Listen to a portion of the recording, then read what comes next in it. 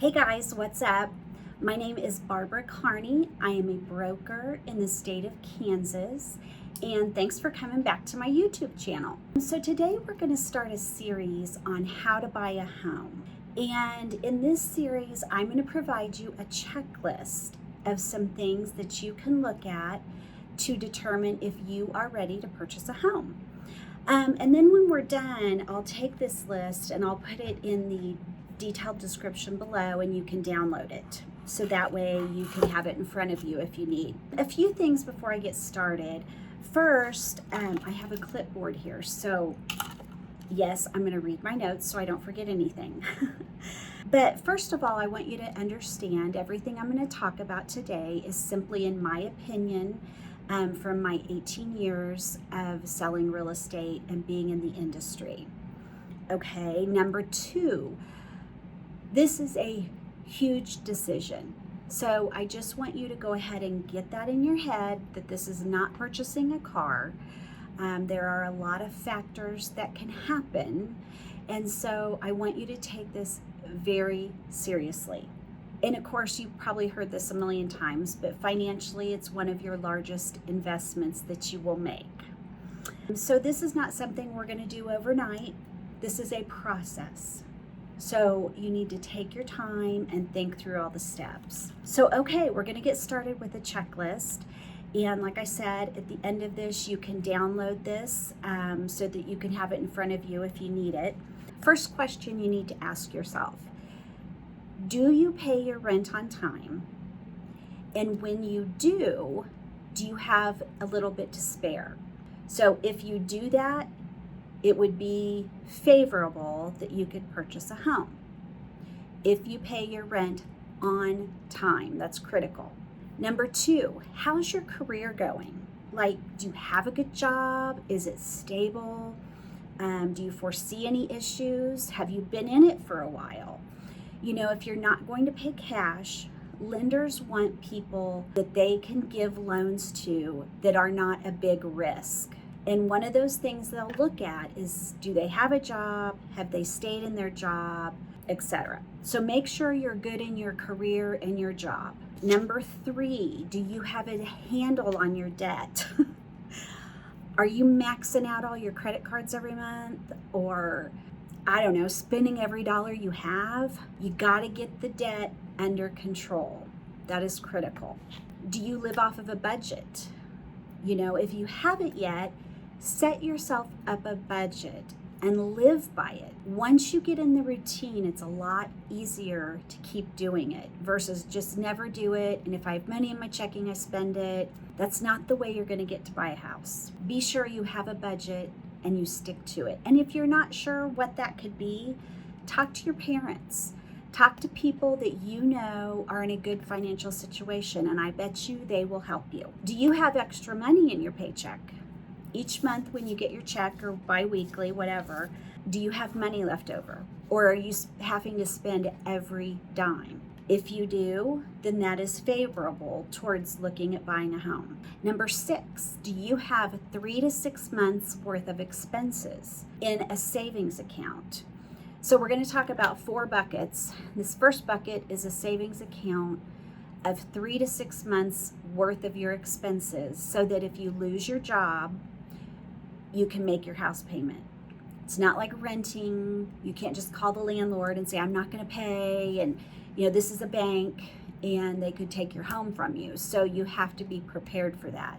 Second bucket, do you have another savings going for a good down payment?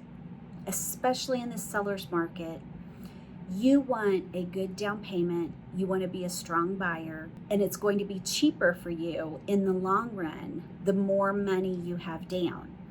So for example, just real quick, if you're looking at a $200,000 home, minimum $7,000 down, maximum $40,000 down. So there can be somewhere in between those numbers, but you need to have that saved. Secondly, do you have money saved? So this is your third bucket of savings.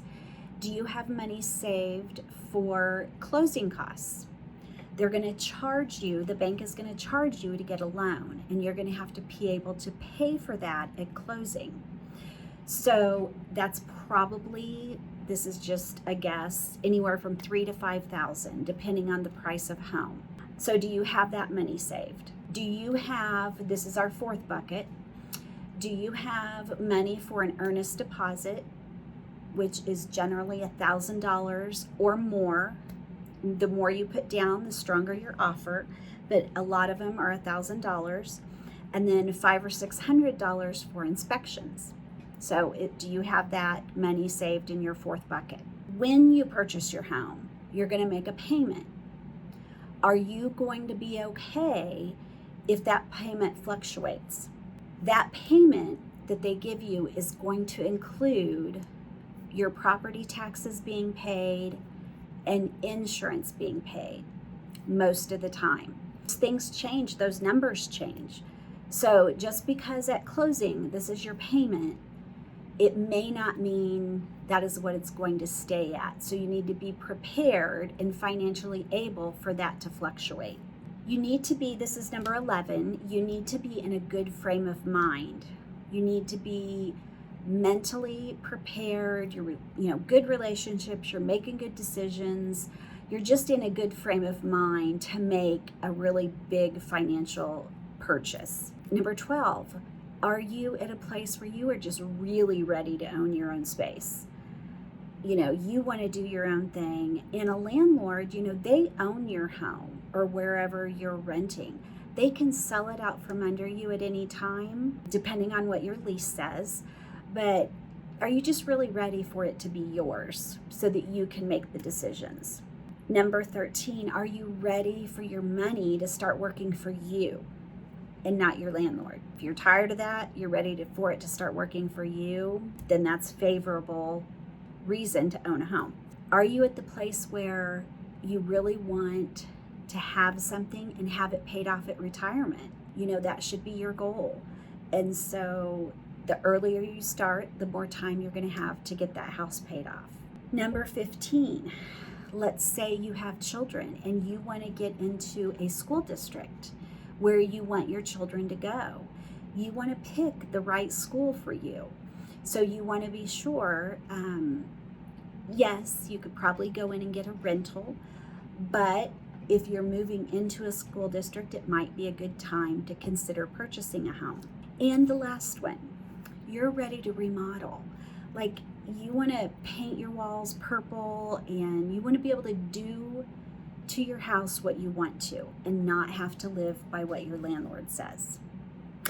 So if you sit and look through all of these 16 things and you can check them all off, yes, I've got this saved. Yes, I've done this. Yes, yes, yes. Then you're probably ready to buy a home. And that means you need to call Layton Real Estate and let one of us help you purchase your home. We will hold your hand and walk you through the process. And even like right now, I'm getting a call. It's probably somebody wanting to buy a home.